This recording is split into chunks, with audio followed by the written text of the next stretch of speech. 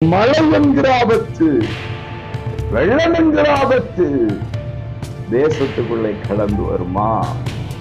அப்படிப்பட்ட வெள்ளம் என்கிற ஆபத்து நின்று தப்பு வைக்கப்பட சிருஷ்டியாகிய நாம் சிருஷ்டிகரை நினைக்கிறது.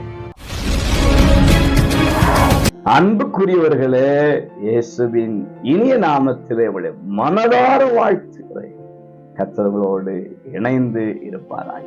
பிரசங்கி 12:3 மழைக்கு பின் மேகங்கள் திரும்ப திரும்ப வராததற்கு முன்னும் உன் சிருஷ்டிகரை நினை. மழை முடிந்த பின்பு திரும்ப திரும்ப மேகங்கள் வருமா? அப்படின்னா என்ன அர்த்தம்னா, மேகங்கள் கூடிவிட்டால் திரும்ப மழை வந்து விடுமா? இப்ப மழை ஓய்கிறது, திரும்ப மழை வருகிறது.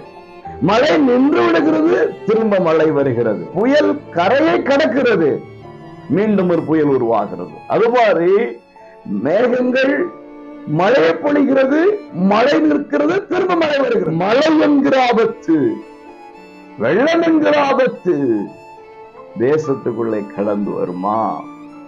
அப்படிப்பட்ட வெள்ளம் என்கிற ஆபத்து நின்று தப்பு வைக்கப்பட, அதற்கு முன்பு காப்பாற்றப்பட, அவைகளின் மத்தியிலே காப்பாற்றப்பட சிருஷ்டியாகிய நாம் சிருஷ்டிகரை நினைக்கும் பொழுது அவைகளில் இருந்து கர்த்தர் நம்மை பாதுகாப்பார், காப்பாற்றுவார்.